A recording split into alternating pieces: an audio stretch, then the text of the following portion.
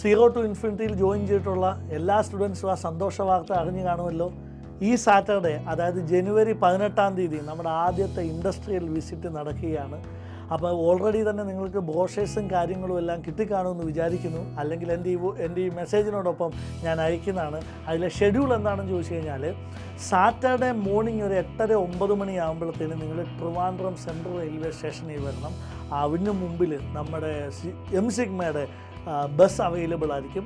ആ ബസ്സിൽ കയറിയിട്ട് നമ്മുടെ എല്ലാ പ്രോഗ്രാമും കഴിഞ്ഞതിന് ശേഷം ഒരു 7-8 മണിയാകുമ്പോഴത്തേന് ഈവനിങ് അതേ റെയിൽവേ സ്റ്റേഷൻ്റെ മുമ്പിൽ നിങ്ങളെ വിടുന്നതായിരിക്കും.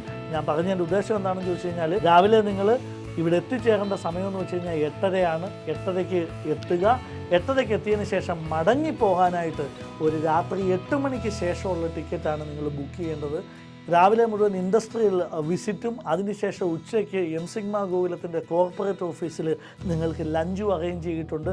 അതിനുശേഷം നമ്മൾ ക്രാഫ്റ്റ് വില്ലയിലേക്ക് പോയിട്ട് ഒരുപാട് എൻ്റർടൈൻ പ്രോഗ്രാമും ടെക് ടോക്കുകളും ഉണ്ടായിരിക്കുന്നതാണ്.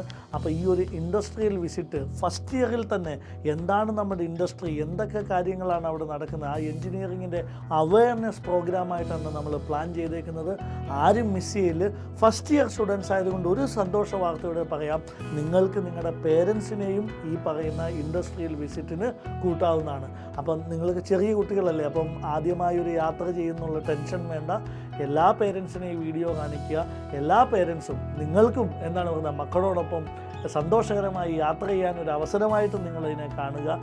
അപ്പോൾ സമയവും ഡേറ്റും ഞാൻ ഒന്നുകൂടി പറഞ്ഞ് കൺക്ലൂഡ് ചെയ്യുകയാണ്. സാറ്റർഡേ ജനുവരി 18 രാവിലെ 8:30 നിങ്ങൾ എത്തിയാൽ മതി. ബാക്കി എല്ലാ കാര്യങ്ങളും നമ്മൾ നോക്കിക്കോളും. രാത്രി 8-ന് ശേഷവും നിങ്ങളൊരു ടിക്കറ്റ് ബുക്ക് ചെയ്തേക്കുക. പ്രോഗ്രാം എല്ലാം കഴിഞ്ഞതിന് ശേഷം അതേ ബസ്സിൽ നിങ്ങൾ റെയിൽവേ സ്റ്റേഷനിൽ തന്നെ വിടുന്നതായിരിക്കും.